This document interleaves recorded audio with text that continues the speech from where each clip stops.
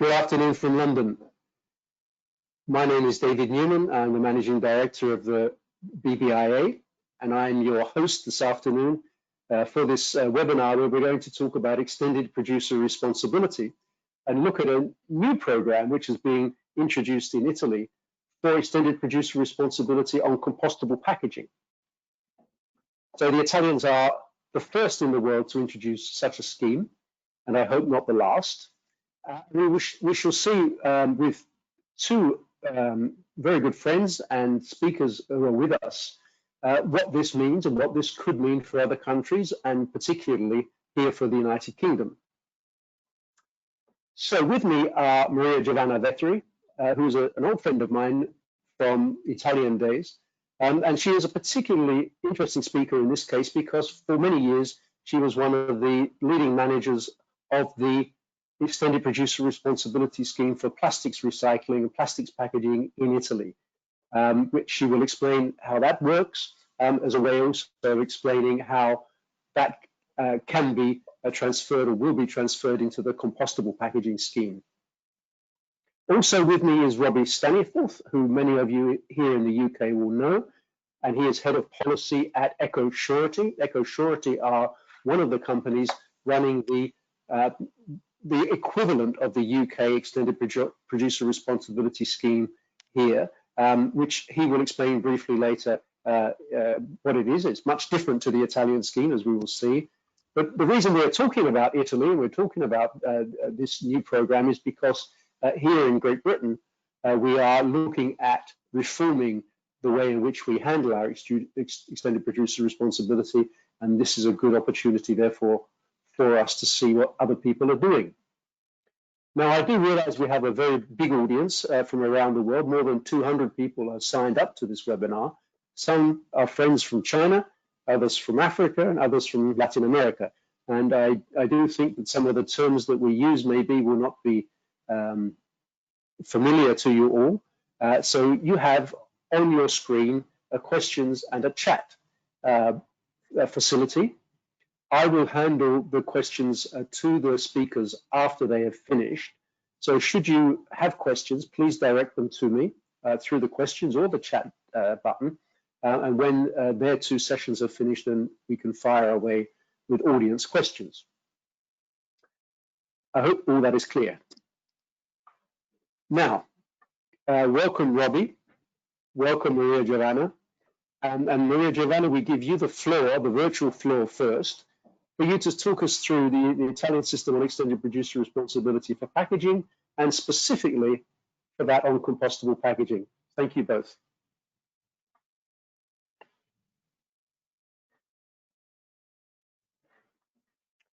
Can you see my screen? Just a second. Okay, so good afternoon, everyone. Thank you, David, for inviting me.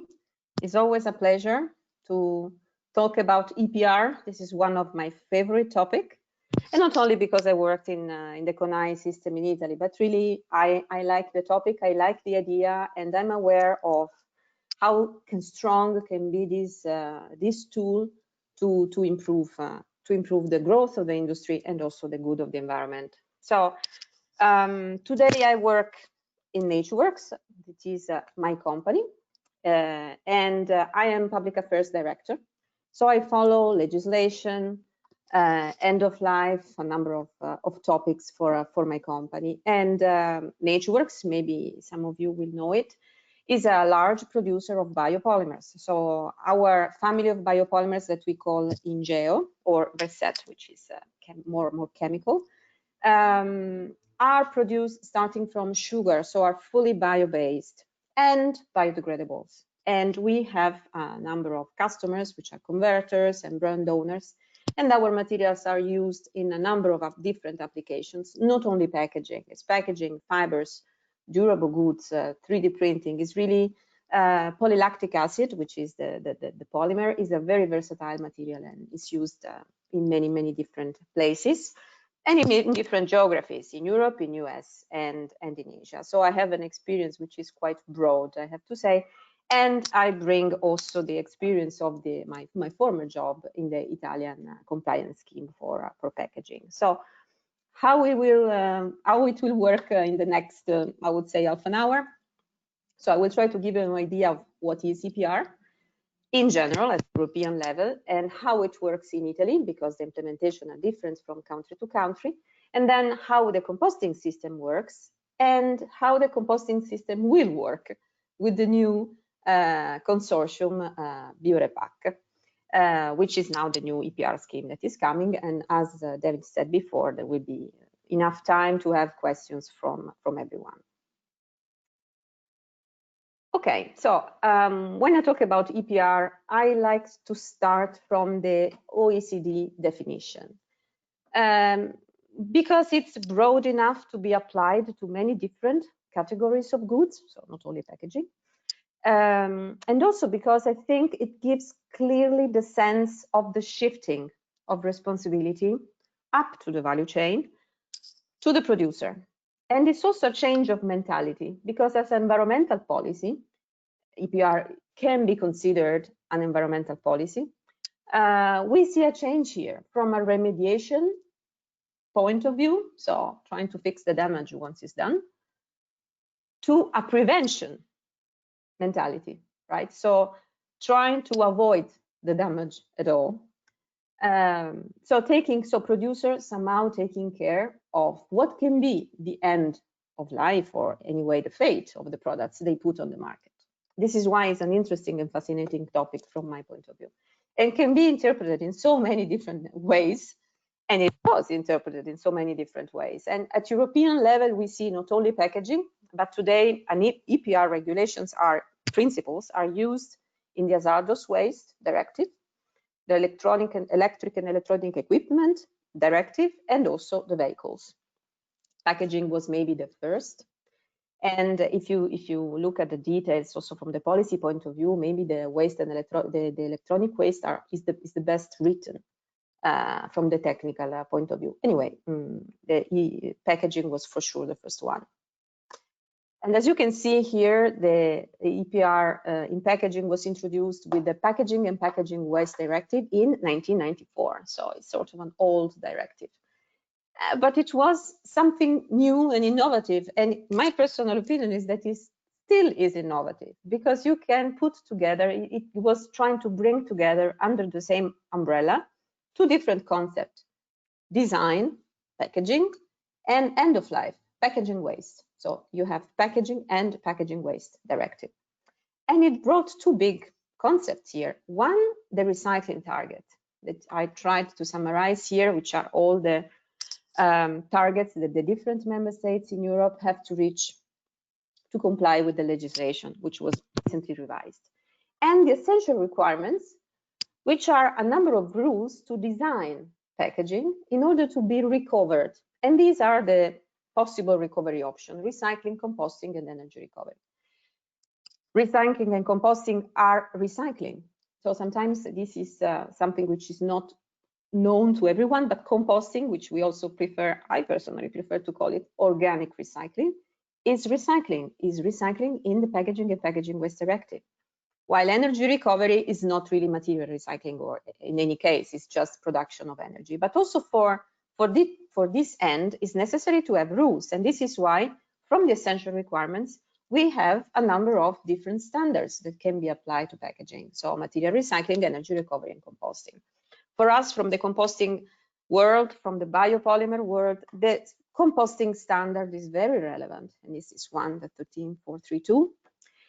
Because it gives clear the idea on how to design a package in order to be accepted in the waste stream where it should belong. And the waste stream in this case is the bio waste. Is an important point, and is maybe more detailed than what is happening for mechanical recycling, for instance, which is mentioning only the idea of recycling without giving practical guidelines, while this is happened in the composting standard. Now, how to reach the targets, because essential requirements are only for the design, but how to reach the target? Via the consortia. PRO stands for Packaging Recovery Organizations. So companies, industry can join forces in a consortium to take care of the packaging waste.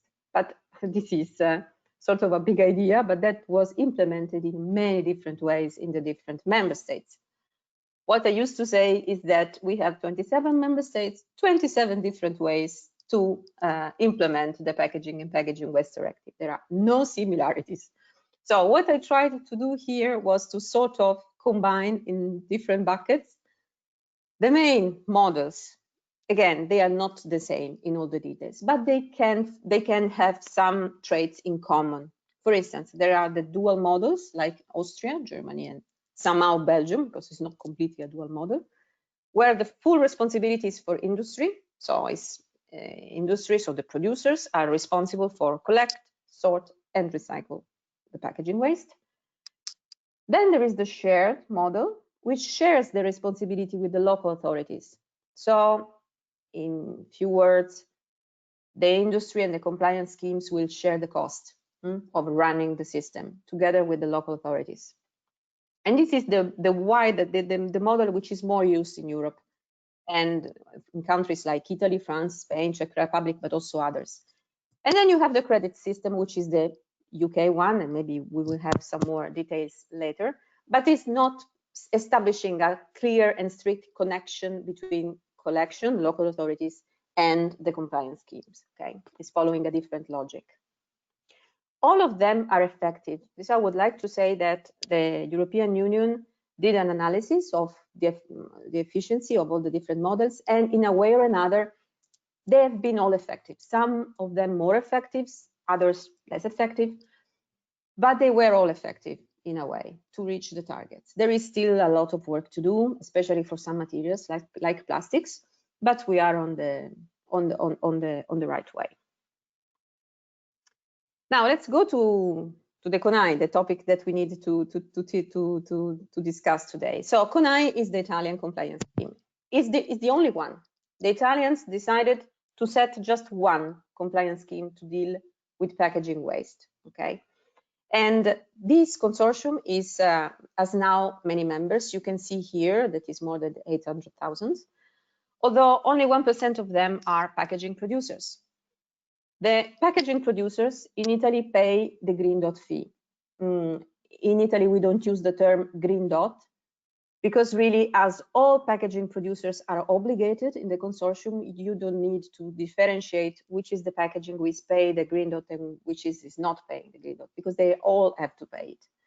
So, and that's why you find this environmental contribution. This is how the CONAI calls the fee, and is due by the producers of packaging, so converters and importers, or those packaging fillers which are also converters. Typical case is the mineral water producers. So they buy the preforms, then they make the bottle and fill it. So in that case, they pay the green dot fee.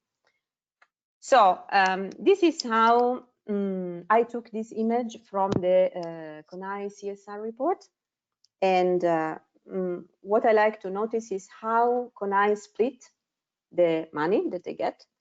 So they have the revenues. These are the revenues of the system. It's quite high, as you can see, because only from the environmental fee, you can see almost 600 million euros. And the idea is that most of this money goes to the municipalities, the local authorities. This is the basis of the shared system.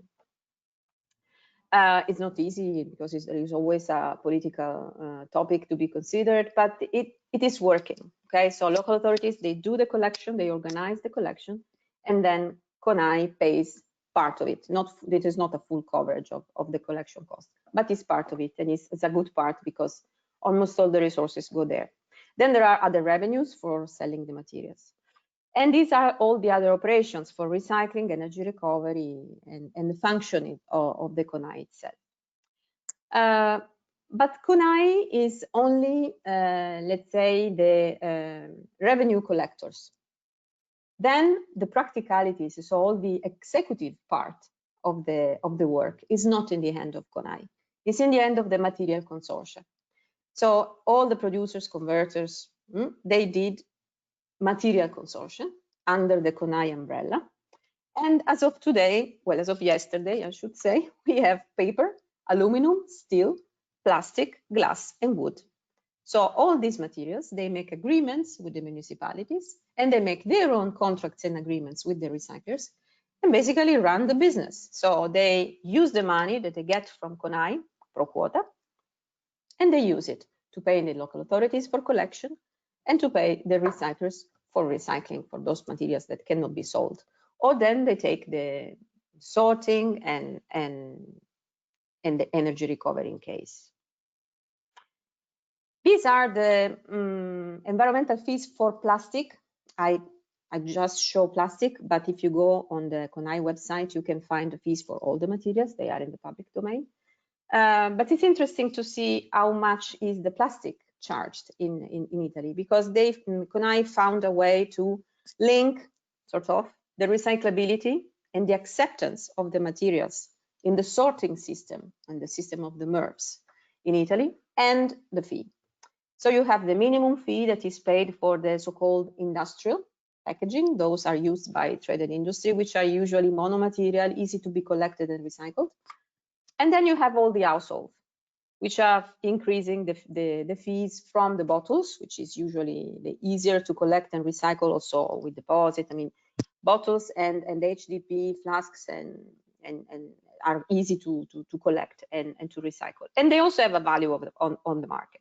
Even today, with the low oil price, still PET packaging, HDP, polypropylene have their own recycling market. So this is something sustainable. Nevertheless, still is more expensive than, because there is the collection management compared to the trade and industry. And then we have all the other packaging. And in particular, I put these arrows here to show that compostable plastics are in these two buckets. So the bags, as you can see here, the shopping bags, which in Italy are mandatory compostable. So companies don't have other choice than to use bioplastic for shopping bags, compostable. They pay today 436 euro per ton, which is a lot. All the other packaging, including food service, for instance, which is usually a good application for compostable plastics, they pay the highest possible fee, which is almost 600 euros per ton. Now, where is the point? That these materials, they don't even fall under the separate collection of plastic in Italy, because most of them are collected with organic waste. And we know this because CONAI and the Italian Composting Council and the Italian Association for Bioplastics did a research in the past couple of years ago. And they really found out that the majority of the bioplastic containers were properly disposed in the organic waste bin. But we will see something more later. So the highest fees are not really justified from a certain point of view, because there is no recycling, and they don't really fall in the practical stream, but legally they had to be here.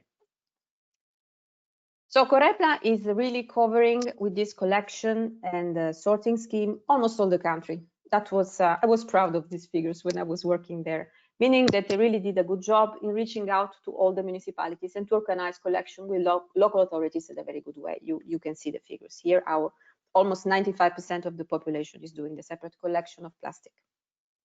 And this is how it works. Very easy. So we have CONAI gets the material from the producer, converters, and importers. These are the environmental fee. Then they give the money of plastic to Corepla, and then Corepla pays the municipalities for collection, the MRFs for sorting, because to have plastic easy to use, you need to sort it by polymer or by type, and the waste to energy plant for those plastics that cannot be recycled, which unfortunately today are still a lot, while some of the material will also be managed by the recyclers, paying Corepla, because Corepla will sell bottles, for instance, to the recyclers. So it's a system that is working quite nicely. As you can see here, I only mentioned recyclers. I didn't mention composters, because composters don't fit in this scheme. They don't. So Corepla doesn't have any agreement with a composting plant. These are the results from the last balance of Corepla. And you can see here that recycling figures are pretty nice for a European country without deposit schemes. So 44.5% of recycling is a good target. But unfortunately, still plastic, there is 43% and 12% which is not recycled, going to energy recovery or to landfill. And again, here, you don't see composting or anaerobic digestion because they are not targeted by Corepla. Now, what is the new? What is the new thing that we want to introduce now? Is the BioRepack, is the new consortium. So is the 7th material to be added to the big CONAI family. So this is what it was until now, until let's say June. So producers paying plastic fee to CONAI and then CONAI giving the money to Corepla and everything like we saw before, municipality, recyclers and MRFs.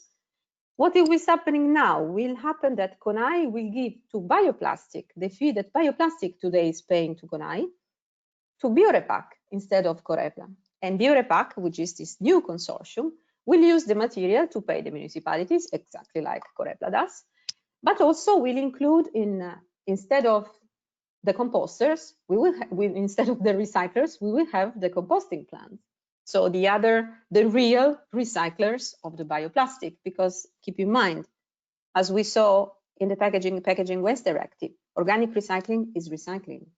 The composters are basically the bioplastic recyclers. They produce compost using also compostable plastics.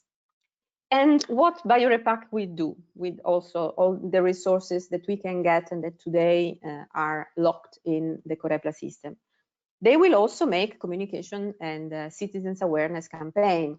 To be very clear, communication is also a topic that Corepla does since always, and they also do it very, very nicely. But the role of the compostable plastics is very limited in what Corepla does in terms of communication, while the potential of increasing organic waste collection everywhere in Italy, but also everywhere in Europe, is still huge. So we need to do more. We need to do more. And this consortium is the perfect tool to do more. And we see here this. I got this picture today, and I immediately thought, okay, I have to show it during the webinar because it's so great. You can see here, this is a job done by Zero Waste Europe and the BIC, which is the Bio-Based Industry Consortium in Europe. So they tried to understand which is the potential of organic waste collection. The average, unfortunately, is not really nice. So today we have for food waste collection, on average, only 16% is collected and recycled, composted. 34% if we add also the green. Italy is in a good position, I would say, compared to the other countries. And also, we also need to remember that in Italy, we use the bags, the bin liners, which are compostable plastics, to do the collection, which is also very helpful in increasing the quantities that we can get from the organic waste collection. And we have 47%, which is really flattering, I have to say, and 55% if we include the greens. But still, there is another 50% that we can still get and capture, especially when we go to packaging, because that is easier to collect and to help the organic waste stream to increase. I put here also UK figures because it's unfortunately not as good as Italy, but I believe there is really potential to increase and to grow for all the European countries, frankly, improving also the way how organic waste is collected. And you see here, this is one of the comments done to this research, and we find there is a lot of room to strengthen the bio-waste collection and treatment as key steps towards soil regeneration, circularity, and climate neutrality. For me, these are the key words. So composting is not good just because it is recycling something. It's really good because it's regenerating the soil, which is non-renewable resource. Soil is not renewable. So we need to improve it, and a good way to do it is compost.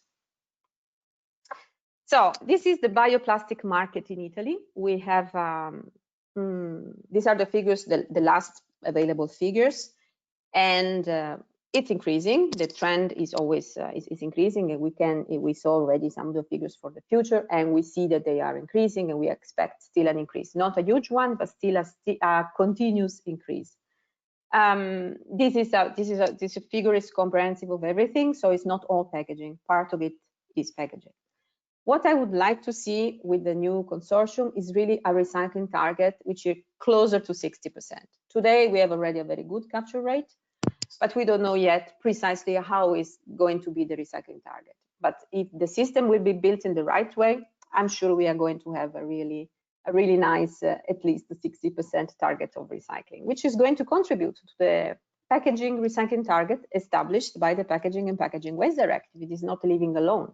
This is going to be part of the big packaging recycling of our country, or of my country. So it can be beneficial for all the system. And this is also one of the reasons why it is in the CONAI system. So this is the collection, and we saw the figure before in negative. These are the figures in positive. So what is collecting today? What Italians are collecting today? This figure comes from a composters study, and we are already in a good position. 60% of the population is already doing the separate collection of organic waste, and we have 274 composting plants. So for a huge treatment capacity, as you can see here, and also anaerobic digestion composting plant. So really the composting infrastructure is good in Italy, but there is room for improvement, because increasing the capacity will increase also, increasing the organic waste collection will need an increase in capacity. And BioRepack will be exactly the tool to increase that capacity, to increase the possibility for the composting plant to treat more material in a better way. Because the idea is to dedicate some of the resources to the composting infrastructure. Increasing the composting infrastructure will increase jobs and growth for the countries, not only for the good of the environment. It's also a big social tool. And this is the Italian Composting Council. I really wanted to show also the big job that they do in Italy, because the composting industry in Italy is important, because they are doing also a brilliant job to keep all the composters together and to give rules. They have a labeling system. They are very good on the technical side of the story. And for sure, BioRepack will work with the Italian Composting Council to guarantee that all the technical point of views are respected, standards, procedures, how the plants work. We will need some technical expertise from this point of view, and they have it. So it will be a pleasure to work with them.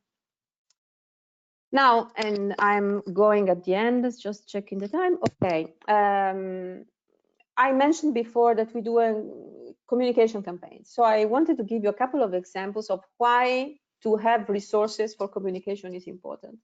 This is a communication campaign that Corepla organized together with the bioplastic industry.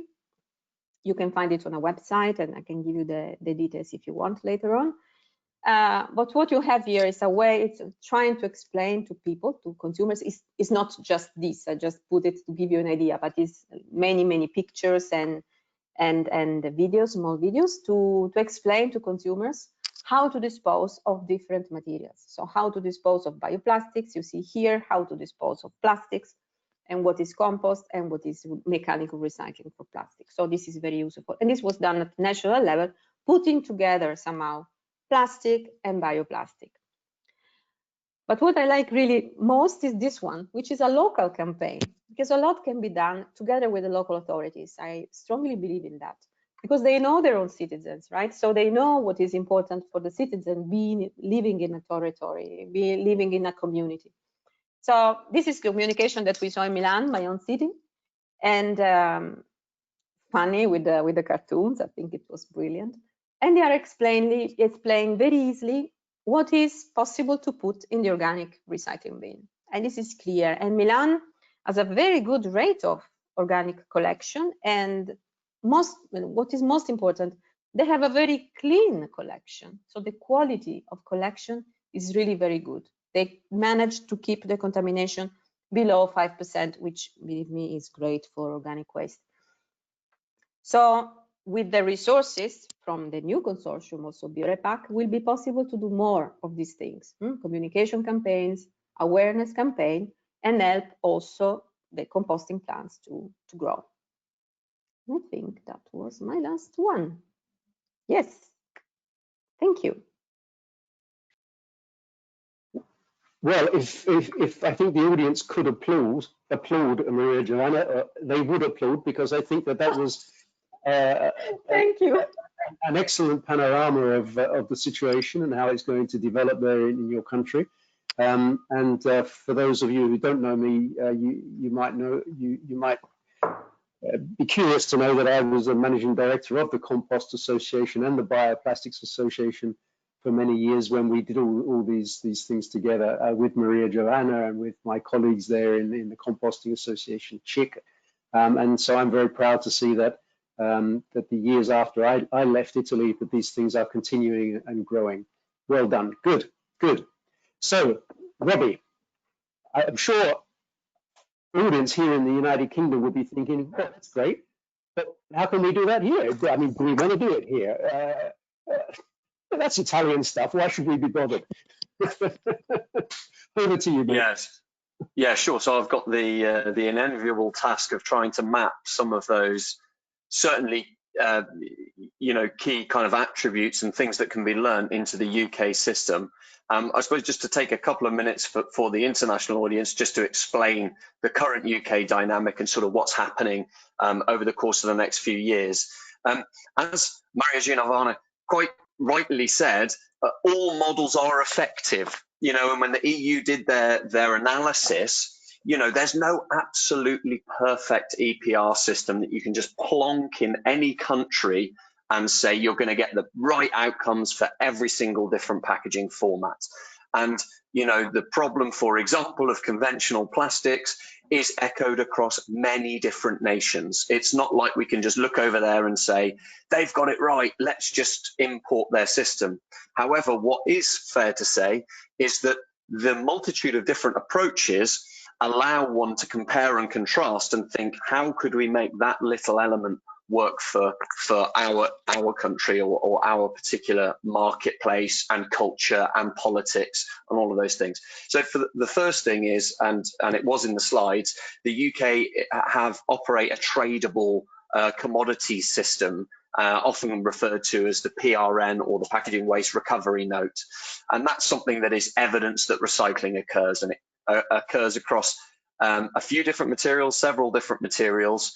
But very importantly, there is no bioplastic. So just like Italy in years gone by, there was a sort of grouped up kind of plastic recycling reported, rate.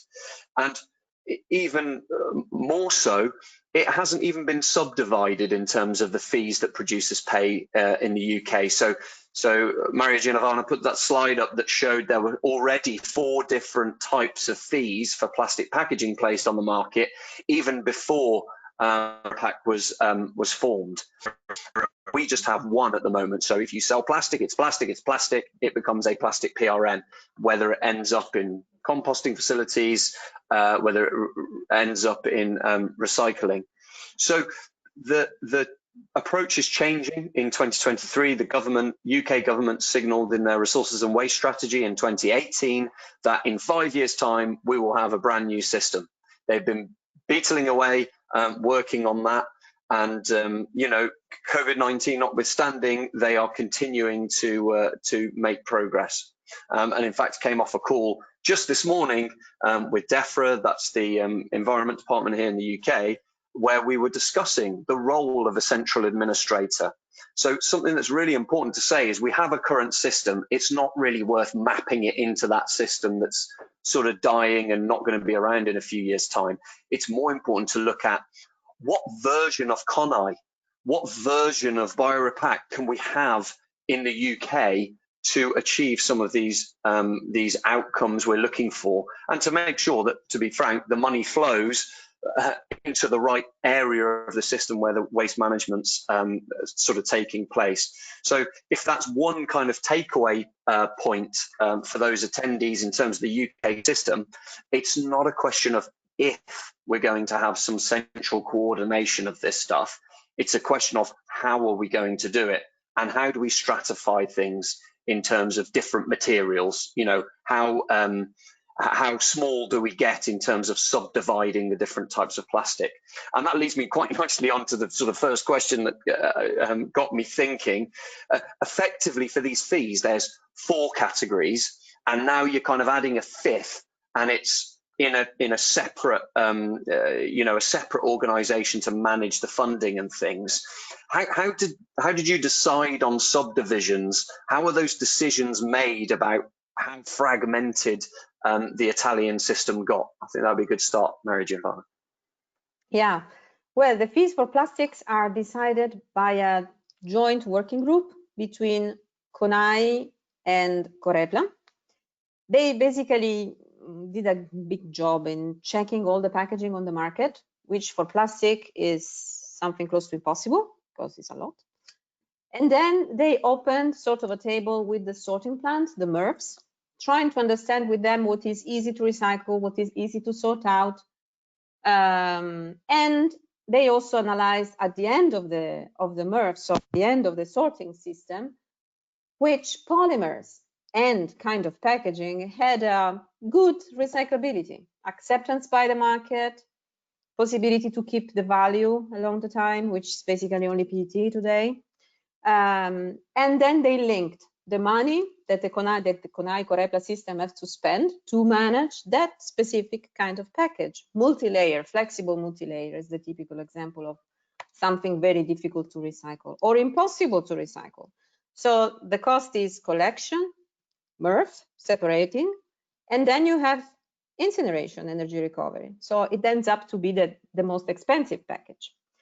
What I like of this system is that you can move from one category to another. So if producers find a way to make their package more recyclable, like going to monomaterial, for instance, or decide to include more recycled content in order to create some end market for the recyclable part, then it's possible to reduce the fees. It's a complicated way, and it was difficult to make it because CONAI had one fee for years.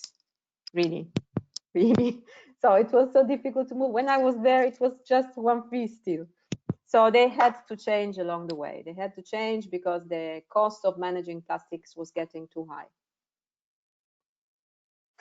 Yeah, I suppose following up then, that unfortunately it does come down to money often, doesn't it? And that's the bit where people are interested.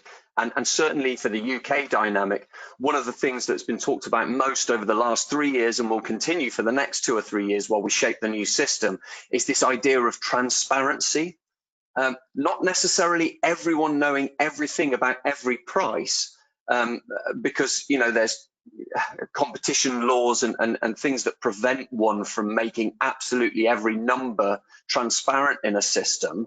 But what's your view on that sort of transparency and just giving the producers on the one hand the feeling that it's a fair price or it's a fair cost, and how do they go about getting around this issue of transparency of fees? And the reason I ask is because we will have a scheme administrator in the UK that centralises some of the functions, and certainly directing municipality funding, as you would call it, is definitely one of the things tabled for a central administrator. But there's some nervousness around things that have previously been competitive, markets for recycling, etc. What are your views on how the compromise of transparency versus competition there?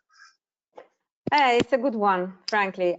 In Italy, for instance, but this accounts, I guess, for all the countries where there is only one scheme, transparency is mandatory because you need to compensate the monolithic statement, right? How do you get trust in the system if you have just one system without competition? From a certain point of view, competition per se is already a guarantee of fairness and transparency, if you may, right? Or at least of fairness. But if you have only one system, there is no guarantee that the prices are not arbitrary, right? So you need maximum transparency. I have to say that in the years, CONAI did a lot of efforts for the transparency. When I was working for Corepla, my job was making the numbers, so the figures for recycling and recovery to send it to the European Union. And I can say that, yeah, they were very transparent.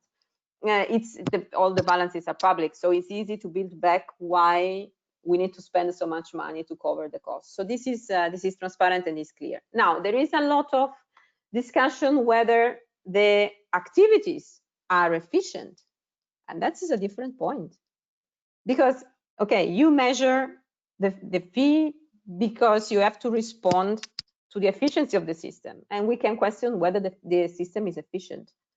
And then I guess then it's easier with your system from a certain point of view, right? Because the competition gets rid already of the efficiency issues, because they have to be efficient, otherwise they won't stand, right? So yeah, it's not an easy compromise, because in competition you cannot show the prices for sure, but you can explain how efficient you are. Yes, so maybe that is the way. Can I add, Maria Giovanna, that the CONAI system is run by the industries themselves? Yes. Okay, sure. this is not run by DEFRA or by the ministry. This is run by the industries. So the people sitting on the boards are voted for by the industries who are paying into yes. the environmental contribution. Okay, then the government has, I think, one seat on the board of CONAI, if I'm not mistaken, Maria Giovanna. Yes. Yes. One. Yeah, one. But all the other seats on the board are industry seats. And therefore you have, from that point of view, a fair guarantee, Robbie, that the industry is going to make sure it's not getting gypped. And this is why it took so much time to change the fees for plastic, because industries had to decide against their own budgets. Because all the fees for plastics were decided by Corepla members. So. Yes, I see. Yeah, and you start to tease out a bit of the particular politics you got over there in Italy, and obviously we have our own version of those kind of discussions that are going on of what is fair. You know, it's dependent on your worldview, isn't it? Often, I think you know what that highlighted is actually there's nervousness just as much from the local authorities and the municipalities about how do they get a fair stake. You know, in the fees that are derived, and certainly something that's gained a great deal of traction over here in the UK is trying to model efficient and effective capture systems in our local authorities, as we would call them over here. Is there a similar sort of benchmarking exercise to understand? Certainly, you know, if we're looking at the bioplastics and this new subset of the regime itself.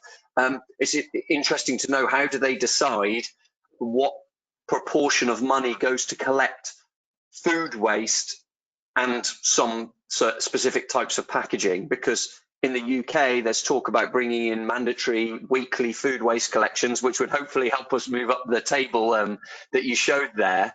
But that's going to be funded through a whole different mechanism, you know, sort of nothing to do with packaging. And so it would be interesting to know a bit about the interaction between the funding of food collections and packaging collections when it's one and the same activity, because they're together when you take them off to the composting.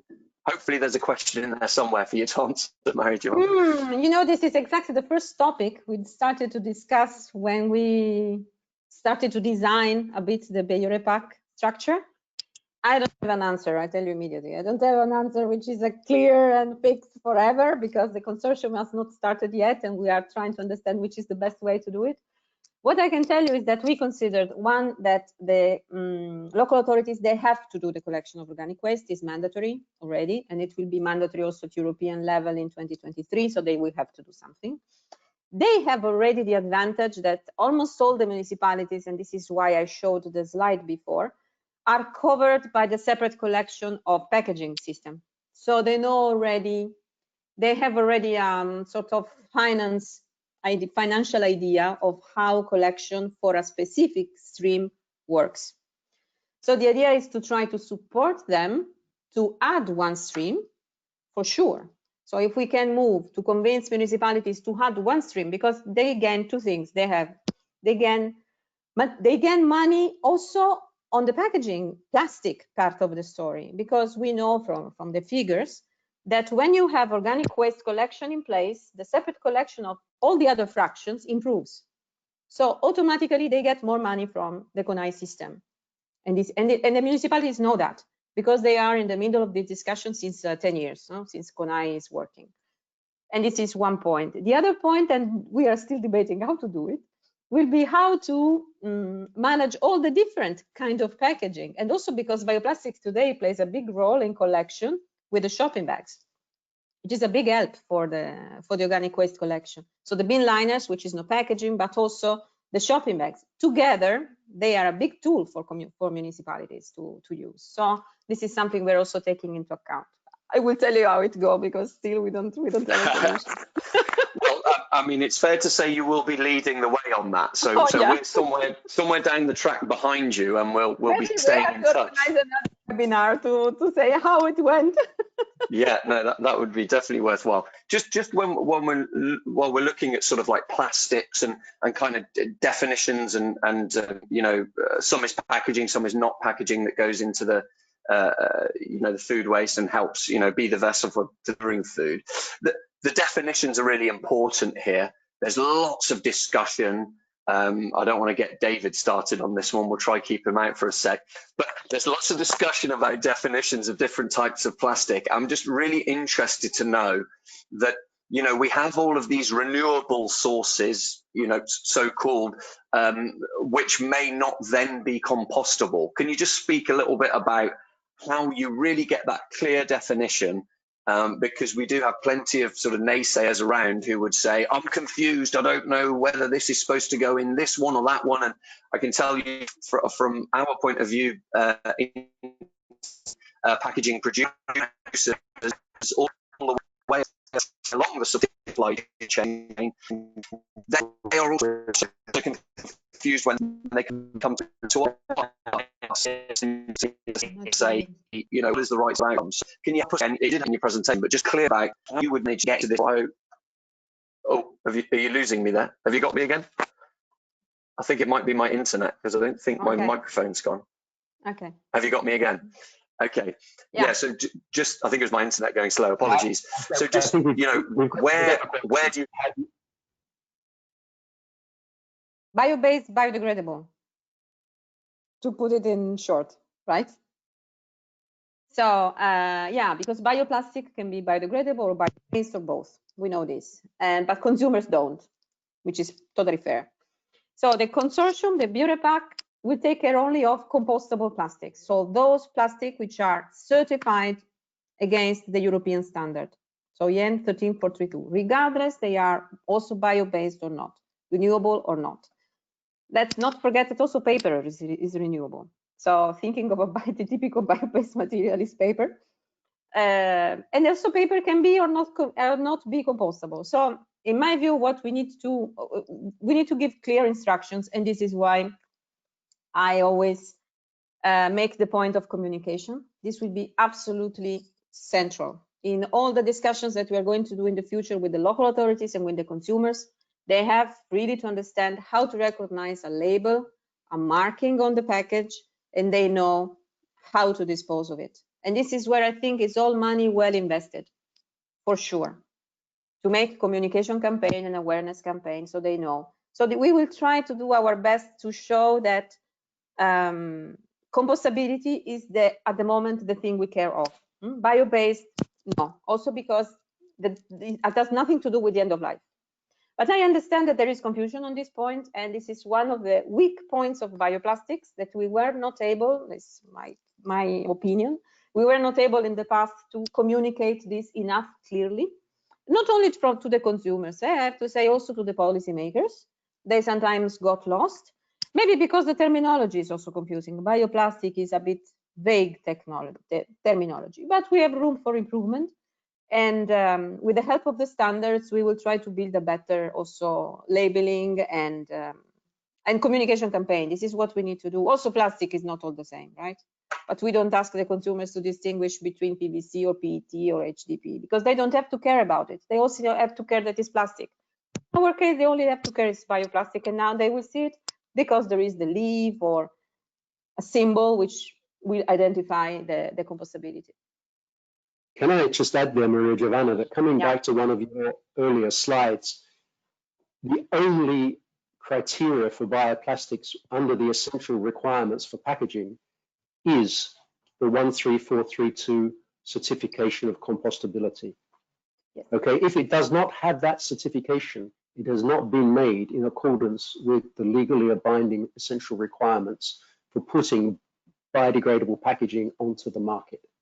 Yeah. Okay, so all those people out there, and there will be some listening who are putting other materials onto the market and calling them biodegradable, unless you have the certification, and it's packaging I'm talking about, unless you have the certification 13432, you are either being,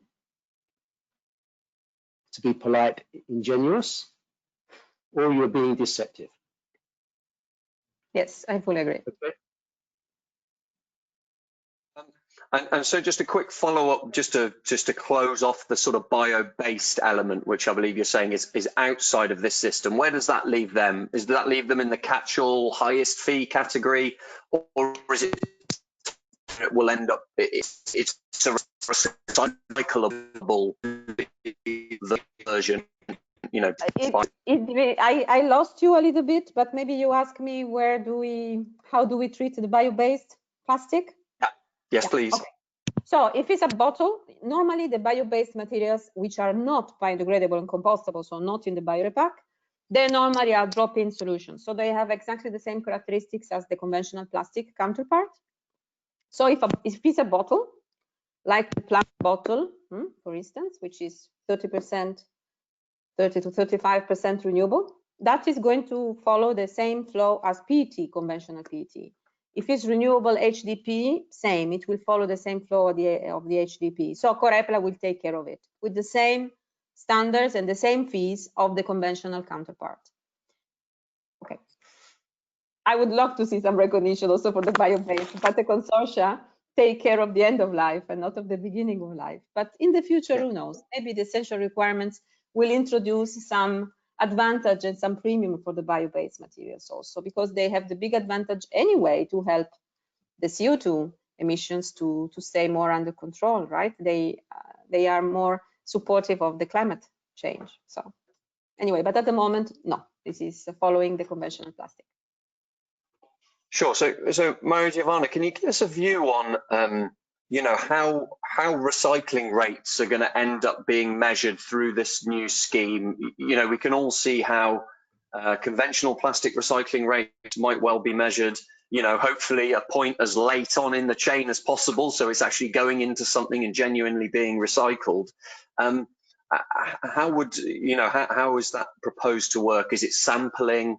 You know, how do we get some good data back to say this is how much of these compostable biodegradable plastics are actually going into the system, and this is how much is effectively coming out of the system as compost? And just as a supplementary question, when reporting to the EU, will that all just fit into, will it be aggregated with the rest of the conventional plastics and be called a recycling rate for all types of plastic? Yeah, for the second question, yes, it needs to be aggregated to the plastic like it is today, because today you have plastic recycling and then other form of recycling, so you can go there. So yes, it's going together with plastic. How to count it? This is also something we are trying to understand and build now, but at the moment, the most logical thing looks like to do sampling at the composting plants on statistics basis and try to match those samples, so what we see and what we find in the composting plants, to the production. Because bioplastic today has an advantage, which is a niche product. So we have few producers, few applications, and we know all of them. So it's easy for now, way more than it's for plastic. So for us, it's easier to understand which are the applications and more or less where they are consumed. So we can combine these production figures with what we find in the composting plants. All this, together with the fact that compostable plastics, to be certified, like David said before, they need to be 100% biodegradable. We will know that if we find compostable plastics entering the composting stream, that is 100% recycled, right? So, but this is something that in the details we'll need to discuss also with the composters, because we don't know yet how it will work in practice. Let me again just intervene there. For many years now, the Italian Compost Association, CIC, has been undertaking every year hundreds and hundreds of waste characterization tests at compost and anaerobic digestion plants. And I think they will correct me, but they now have a database of several thousand of those. And in those waste characterization tests, Robbie, they are able to measure everything that goes in, you know, down to a needle. So they're very accurate. And it is the extension of those waste characterization tests which BioRepack will finance, so that every plant who wishes to claim back from BioRepack money for recycling those compostables will have to have a certificate from CHIC which says, yes, you have recycled them. Okay, and that process is already established and has been established now for, I think, 10 years, the process of waste characterization tests. And it is a fantastic, you know, I say to my friends here from the associations here in the UK, you know, what a fantastic opportunity to grow your association and to do work. And, you know, the CHIC will have possibly somewhere in the region of an extra €1 million a year work to go around, you know, every compost and AD plant in the country to test the materials going in and to be able to certify them. So it's a fantastic opportunity for that too here in the UK. Yeah, I think you touch on another important point, just drawing some things together in terms of the UK context. You know, this is one of the big issues that's being talked about of why there is a need for a central administrator, someone to manage campaigns. We're talking specifically here about getting the word out about compostables and which bin you're supposed to put it in if you want the right environmental outcome. But we've still got a lot of work to do across all of materials to try and standardize our messaging. And also, you know, to put it frankly, trying to harmonize the materials that are collected. That might not mean they're collected in exactly the same way in every different municipality. There might be different systems, but in terms of what you can put where, there needs to be some more standardization here in the UK, and that's been totally recognized by the government already, and is a big driving force behind setting up an equivalent of CONI. Maybe they don't have as wide reaching a remit in terms of, you know, they sort of run the whole market, if you like, but certainly that's one of the real areas that I can see there's a huge benefit from having it centralized and just not competing for messages. There is just one truth for the whole of the populace. Could you just talk a little bit, Maria Giovanna, about the kind of campaigns you hope to be running to try and you touched on them a little bit towards the end of your presentation. They're very interesting. You know, how do you make sure that the wrong plastics don't end up in the compost facility? You know, it's something that our listeners who are running those sites will be very keen to understand, because you know, while they understand the dynamic of using bags and food caddy liners and things are really important things, as soon as you just start getting a bit broader in the scope, it kind of makes everyone a little bit twitchy. So what work needs to be done there, and what work can you recommend that we start to do here in the UK? Well, for the standardization of collection, also in Italy, we don't have standard collection because every region has to organize its own way of collecting waste, because there is density of population which is different, territory is different. So, but a big advantage of having a CONI system was that the consortia could give indications which are mandatory indications. For instance, Corepla and the paper industry don't want plastic and paper collected together. So this is impossible. No, local authorities in Italy, they cannot collect plastic and paper together, because we know from the experience that in the MRFs, separation of plastic and paper is difficult, and it gets poor results for both materials. It's a very small thing, but can give big results. So you don't have to do super duper rules. You can be light with the rules, but maybe establishing the right rules. For the composting, I agree with the composters, meaning that I see the risk of increasing the plastic intake, the plastic input, which is already terrible, because already today the composting plants are dealing with a lot of plastic, which is conventional plastic and non-biodegradable, which is not good, and they have to manage it, and it's expensive. So BioRepack, in my view, will be very helpful from this point of view, because it will give more tools to both actors, to the composters, to have better technologies to get rid of the bad plastics, because you will always get plastic. It's a contamination. It's impossible to make waste management of any kind, and David has some experience in this, without having contamination. You always have cross-contamination. So from one side, equipping the composting plants better. From the other side, working with the local authorities to make them understand that with good collection, they have more money, which is exactly what happens. So they have more money on both sides, so from organic waste and also from the separate collection of the other materials, which are cleaner and better. So this is why that everything works under the same umbrella can be really good, because you make synergies between the two worlds, between the plastic, the paper, which is the other important actor here, and the bioplastic. And the other big tool is communication. So talking with people, make them understand how to recognize a compostable plastic, how to get rid of a compostable plastic. And this is what I think will make the trick, because all these elements together should help us to reduce the plastic contamination, which is already today a problem for the composters, and not only in Italy, as far as I know. Yes, let me say, Robbie, that when Maria Giovanna talks about composters, 2/3 of food waste in Italy go through mixed anaerobic digestion and composting plants. Okay, so this is not just about composting, this is also about producing biogas and having anaerobic digestion plants, and they treat them without any problem whatsoever. And we had a webinar on this on the 14th of May, in which one operator who treats almost 1 million tons of food waste is an anaerobic digestion operator, and he takes compostable packaging as well. So it's not just about composting, it's also composting and AD. Let me also add to that, as you say, cross-contamination is inevitable. But one thing that many European countries do have, and Wales in the United Kingdom also has, is the ability of councils to fine people for doing the wrong thing.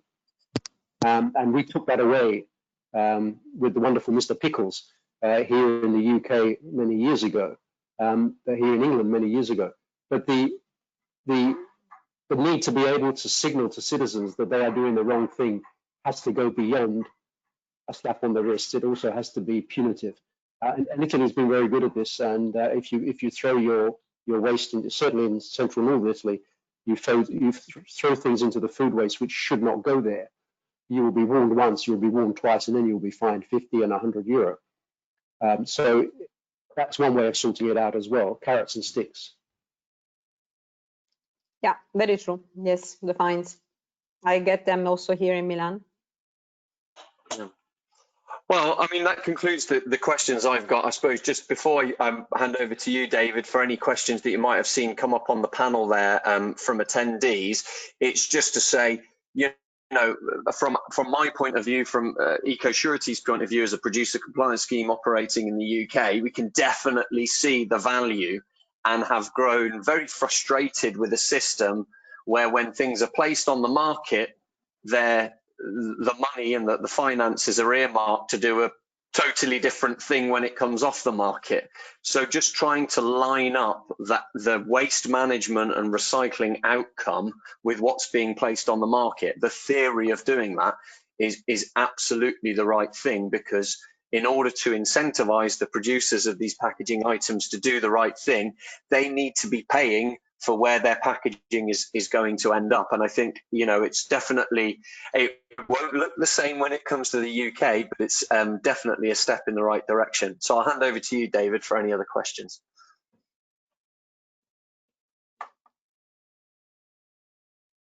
Thank you, Robbie. Members of BBIA here in the UK are not paying a lot of fees to you at the moment, but I think it may be almost a couple of £1 million. But the point is that there is absolutely no benefit from paying these fees at the moment. None of that is going back to the organics recycling industry, which is where they should go, because these are the people who will be receiving and treating these materials. And that is now what the Italian system for the first time in the world has recognized. You're paying fees for the collection and treatment of materials. It has to go to the people who actually do treat that material, the compost and AD plants. Now I have, Alison, if you can hear me, I have 3 hands raised here from members of the audience who would like to ask a question. They are Kevin Clark, Mohammed Sadiq, and Marco Ricci. And if you could please allow them, Alison, to ask those questions, and please put them on please allow their microphones to work. Then they can then introduce themselves and ask those questions. Now let's hope this works. I'll unmute Kevin first, Kevin Clark. Okay, we're going to unmute Kevin first. Kevin, if you're there, you should be unmuted any second now. And you may have to unmute your microphone to speak. Hello, can you hear me? We can hear you, Yes. Kevin. Welcome. Well, first of all, I'd just like to say, David, you've de-aged by about 20 years. You took me by Well, surprise there. It's called a razor blade. I know. And you also surprised me with this opportunity to ask a question, which I'm grateful for. I didn't think I was going to get the chance. Basically, I'm interested in what is happening in Italy with regards to the business of food that is in ready meal trays. In the UK, we use a lot of plastic. We've been working in my company for a long time to introduce something that is compostable, and we're hopeful of a breakthrough. We see that as a long-term option for getting rid of the plastic waste problem, because the plastic trays, when mixed with food, particularly when they've been baked on, is quite a challenge. So can you tell us anything about what you've learned in Italy with that situation? What changes have been made? Okay, first of all, the use of this kind of package is not so wide like in UK. So you have way more of this particular packaging for ready to eat meals.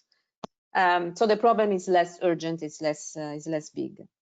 Corepla some years ago already suggested to the plastic producers and to the converters to make packaging that could be emptied easily, which still, in my view, is the best solution. Not all bioplastic can also be a solution. No, don't get me wrong. I don't want to also talk about plastic only, but bioplastic is not always easy to microwave. For instance, not all bioplastic is suitable for microwave.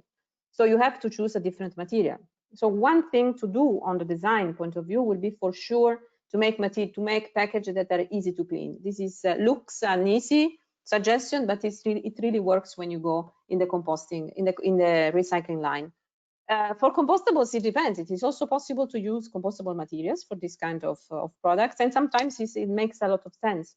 So what CONAI does, let's say at general level, is to, and we do the same with the composting industry, I have to say, because also as bioplastic industry, I received many questions on this point, is try to work together with the brands to design the right package for the right application. And sometimes you need to switch to another material, sometimes you need to change the design.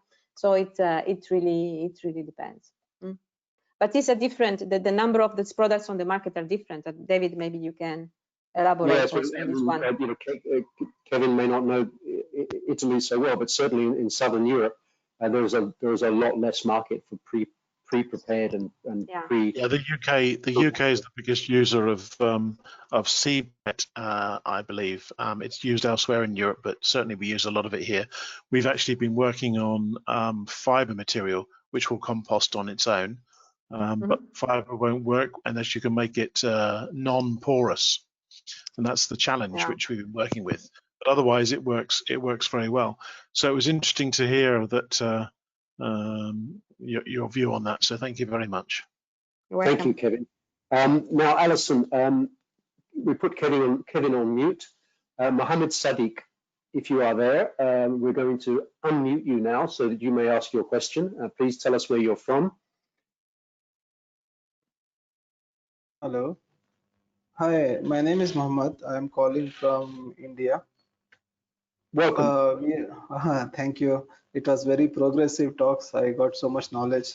So you basically know we are the third world countries. We are one of the largest producer of compostable bags. So all the government officers, everyone follows European guidelines. When we see that in Italy, they are going to charge so much extravaganza prices for composting. So even India will follow the same rules, because we don't make rules, we follow European rules. That will be a very big challenge for third world countries. So what do you suggest for us? Because India don't make policies, we just copy paste. So this will be a very big problem. First of all, compostable products are 3 times more expensive. Adding to that composting fees, it will be a very big challenge for third world countries to adopt compostable products. Thank you. So I know that India is moving quite quickly on the shopping bags, I think. In general, on carrier bags, you also have many bans, right, around the countries, which is fine. What I used to say, okay, legislation has always been to implemented in keeping into account the local differences and peculiarities and characteristics.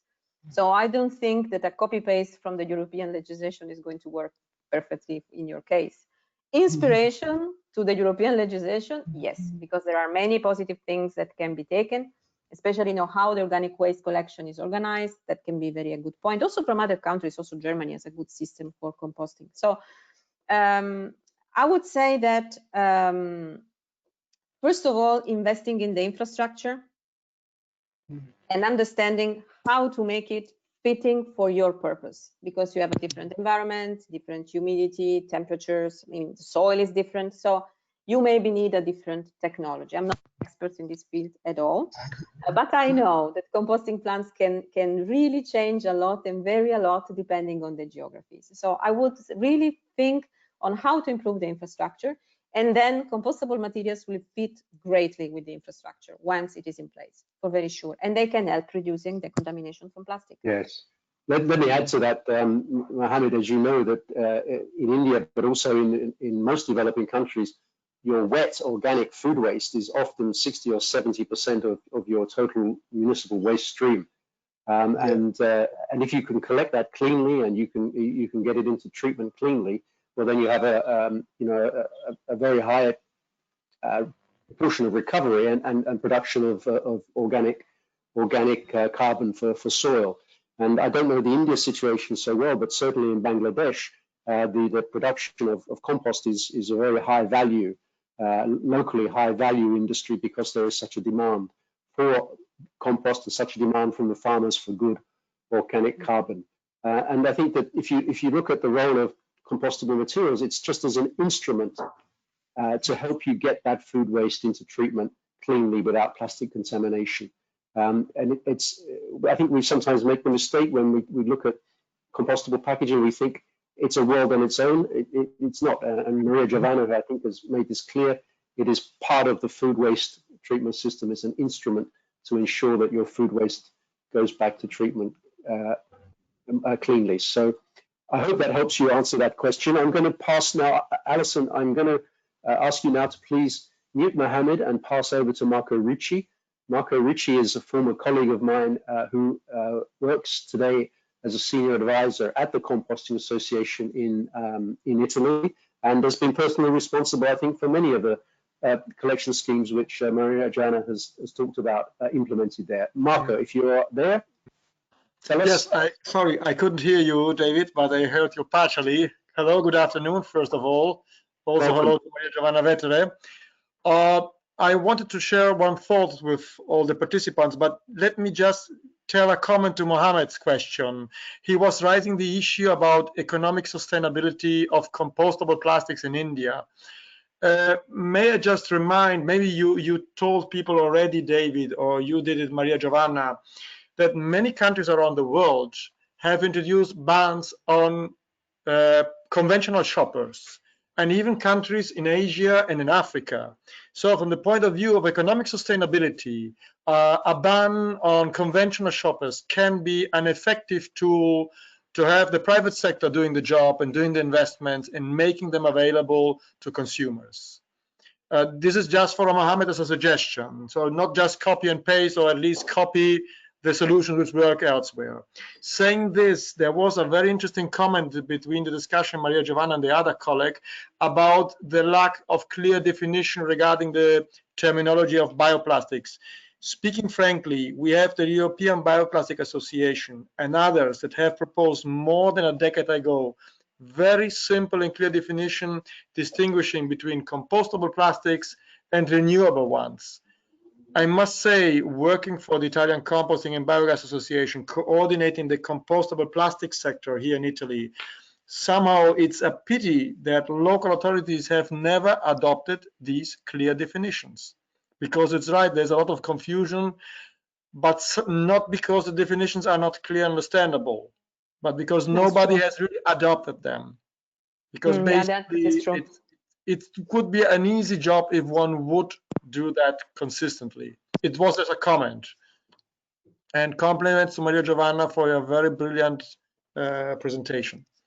Grazie, Thank you, Marco. David. Thank you. Thank you, Marco. Thank you. Maria Joanna, do you have anything you want to add to that? No, I agree. It's true that we have the definitions. It's true that we have the requirements, which are well done.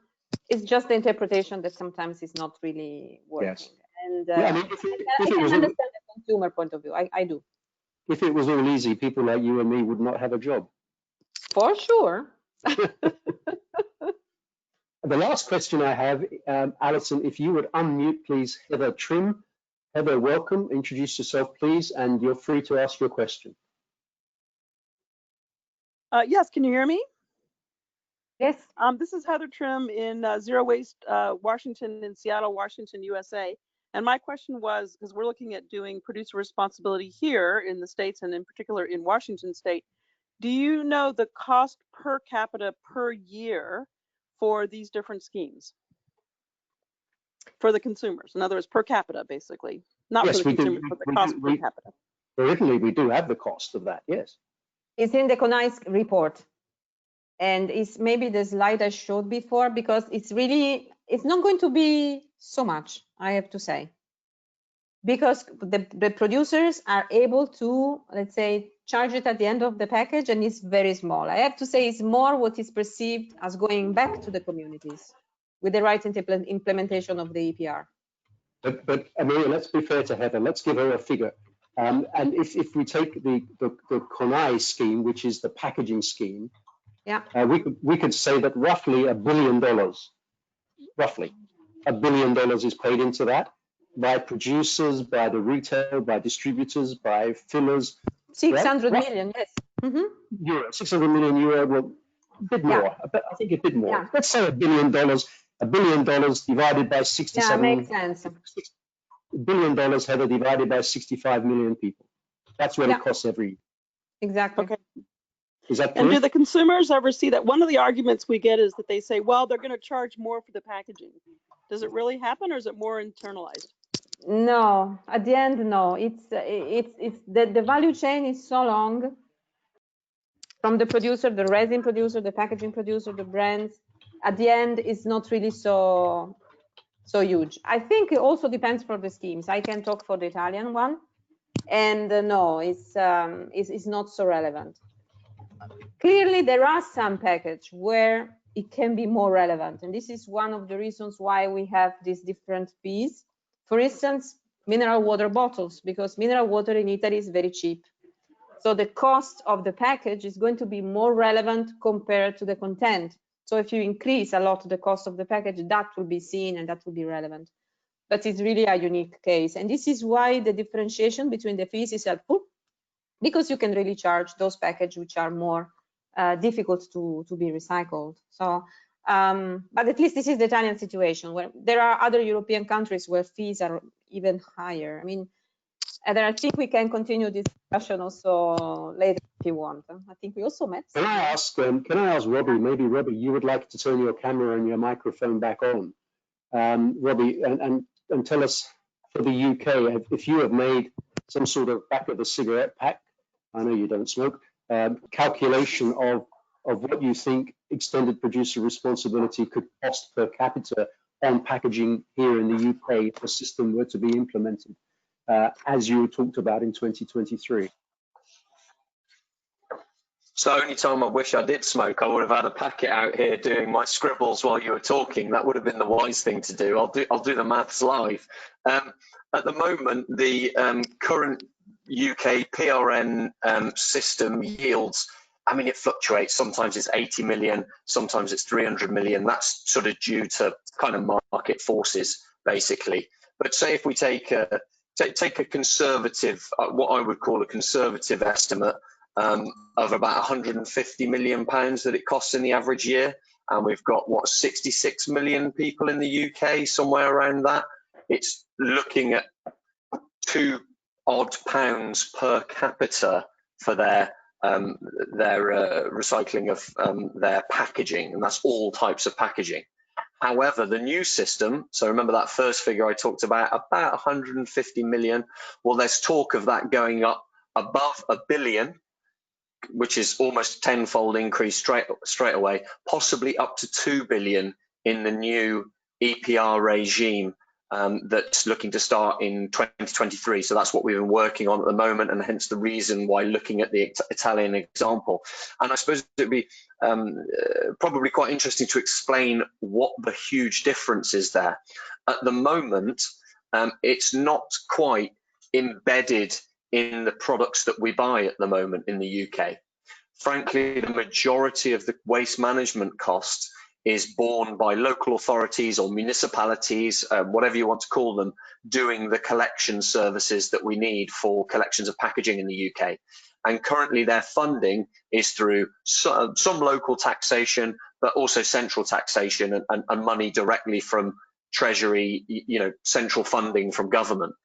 And so this change in the UK would effectively stop that funding for packaging, and then in its place, producers are expected to stump up the same amount of cash. So the hope being, and this is why benchmarking local authorities and making sure that they're effective and efficient is so important when we change, because producers are suddenly going to see a cost, producers of packaging that is, are suddenly going to see a cost that they've never seen before. We're talking tenfold or more.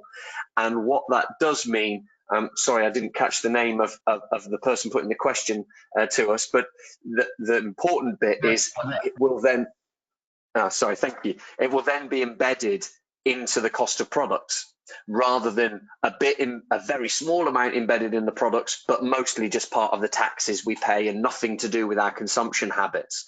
And so you can really begin to see the logic of extended producer responsibility, because it's up to you to choose what you consume. You might not have a visible fee that tells you exactly what the environmental management cost is going to be of buying this item of packaging. That's probably information overload for you. But if the system's set up right, the actual, externalities have been costed in to that piece of packaging when it was placed onto the market. Brilliant. Yes. Heather, does that answer your question? It does. I don't know if you can still hear me. Yeah. Yeah, we do. Okay. Thank you. Well, Thank you so much. Good luck up there in Washington State, and we hope that you don't get the packaging industry go too hard against you when you try to introduce this. And if they do, then you should talk to this lady sitting here on the screen, because she has some influence there. So now I don't have any more hands raised, or any more questions that I can see. But this will go to, sometimes is deceptive, but I can't see any more questions. If anybody wishes to raise their hand before we close, do so now.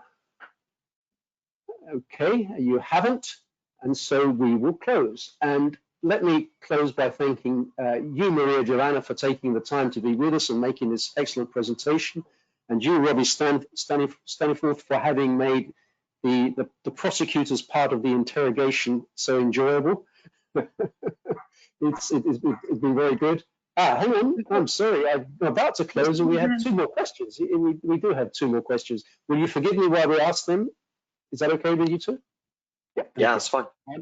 Okay, well, we're going to take the first 2. And Alison, please, Zoe Powell, and then Sigo Jackson. And I'm sorry, Jose Luis, we won't have time for you. So Zoe and then Sigo Jackson. Zoe, are you online? Can you hear me now? I can hear you, Zoe. Yep, welcome. Please introduce yourself. Thank you. My name's Zoe Powell. I work with a non-profit organization called Materium, and we are actually disseminating information about compostable biomaterials. We're on an EU project called Reflow as well, which looks at waste across 6 different cities. But what I was actually interested in, because Maria Joanna, you were amazing as a speaker, and the way you disseminated information was beautifully done. So actually I wanted to know if you would be interested in sharing your slides or any of the information, and also to the whole organizers, if you were going to share the recording of today. That was remiss of me, and thank you for reminding me, Zoe. Of course, Maria Giovanna, with her permission, her slides will be, shared for everybody, and we will have them online in the next few days. If you look at the bbia.org.uk website, you will find them there in the next few days. Thank you so much. Thank you. You're welcome. Thanks for joining us. And lastly, Alison, if you would allow Sego Jackson, please, to speak. Sego, please introduce yourself. Can you hear us? Sego Jackson with City of Seattle in Washington State, United States. Hi, Maria Sego. Giovanna, thank you very much. Great to see you again. The question Hi, I have Sego. is very specific to what kind of payments you imagine being made to the compost facilities themselves. So I understand the outreach and education contributions, but what would be being paid for? Would it be a price per ton of material handled, or would it be for contamination cleanup or technology improvements? Can you speak to that? We are still in the middle of it, so I cannot really give you the final answer, but will be a mix of it. It will for sure be a support for the technology, because this will be easy and to the point, because not all, but Sego, not all bioplastics are the same, and not all the composting plants are able to treat them in the same way, right? So if we want more acceptance for those materials, we need to help the composters to improve their technology. So for sure, we are thinking to help them with the technology. If this is going to be done on euro per ton, let's say, or in a different way, we don't know yet, but it will be tangible, because at the end we will have local authorities from one side and composters from the other side. Both will be our target, let's say. How to do that? This is not 100% clear. And if you want, once we have everything established, I can reach out to you. We know each other, and I can give you these details. I think that can be interesting also, because your technology there in Washington State is also advanced, like our in Italy. So it's a comparison that we can easily do, I think. Yeah, that'd be great. And thanks so much for this webinar. It's been really a great one. And we will be really grappling with these issues soon ourselves. So as much as we can collaborate would be great. Okay, yeah. Thank you, Sego. It's early there now. It's really early morning now in Seattle. Yeah, that's the way it goes for these good webinars. You got to get on when you got to get on. Thank you, Ben. Well, you two obviously have star attraction, so that's why people from Seattle and India and China have joined in. And thank you both again. Maria Giovanna, one thing you didn't say is, what do you estimate to be the value of the contributions that BioRepack will pay into the system? We mentioned it in the introduction cover. This is a political question, because we need to discuss this with CONAI yet, because it's CONAI who is formally deciding the fee. It's not directly. What I can tell you, because this is already established, is that it's going to be proportionate to the cost of organic waste collection, because this is how it works also with the other materials. So the green dot fee is always proportionate to the cost of sorting, recycling, collecting. And organic waste collection is cheaper than all the system of sorting and recycling. So basically will be cheaper than the average plastic. This is, but this is simply because it is connected with a different system, which is less expensive to run, more or less. But this is a more political topic that we are going to discuss with CONAI. It's up to me, and it's not up to us to discuss. Okay, but the overall amount of money paid in by the producers will be, I guess, in the region of about 20 million euro a year. Yeah, this is fair, because it is more or less what is already in the Corepla. Maybe it will be a little bit less, but yeah, it will be in that. Okay. Yeah. Good. Okay, well, that's interesting to hear you say that collecting and treating bio-waste is the cheaper way of doing things, and because, of course, I think the myth still persists, and particularly amongst the councils here in the UK, that actually collecting food waste is an expensive thing for them to do. So it's good to hear that actually that is not the case. And with that sort of rather polemic conclusion, I will close this webinar, thanking you again very, very much for your time, and hope to see you soon. And thank you to the attendees, to the audience all over the world for listening in. Thank you very much. Thank you. Thank you.